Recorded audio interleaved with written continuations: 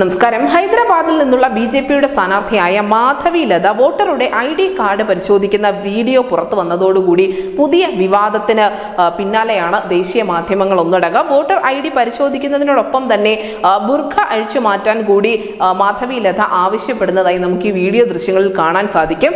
മാധവി ലതയ്ക്കെതിരെ ഇപ്പോൾ പരാതിയുടെ അടിസ്ഥാനത്തിൽ കേസും ഫയൽ ചെയ്തിട്ടുണ്ട്.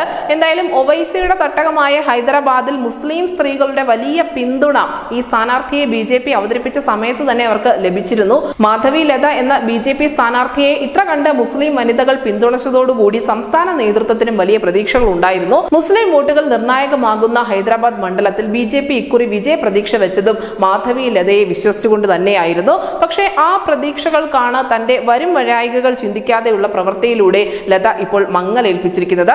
സംസ്ഥാന നേതൃത്വത്തിലെ മുതിർന്ന നേതാക്കളടക്കം ഈ വിഷയത്തിൽ വിമർശനം ഉന്നയിച്ചു എന്ന് തന്നെയാണ് പ്രാദേശിക മാധ്യമങ്ങൾ റിപ്പോർട്ട് ചെയ്യുന്നത്. നമുക്കറിയാം, 17 ലോക്സഭാ സീറ്റുകളുള്ള തെലങ്കാനയിൽ വലിയ മുന്നേറ്റം തന്നെയാണ് BJP ഇക്കുറി പ്രതീക്ഷിക്കുന്നത്.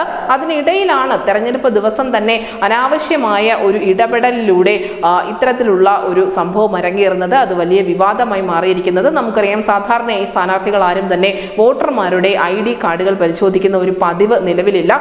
പക്ഷേ അതൊക്കെ മറന്നുകൊണ്ടാണ് മാധവി ലതയുടെ ഭാഗത്ത് നിന്നും ഇത്തരത്തിലുള്ള ഒരു പ്രവൃത്തി ഉണ്ടായതും അത് വലിയ തോതിൽ ഇപ്പോൾ വിമർശനങ്ങൾക്ക് വിധേയമായിക്കൊണ്ടിരിക്കുന്നത്. News desk news India Malayalam.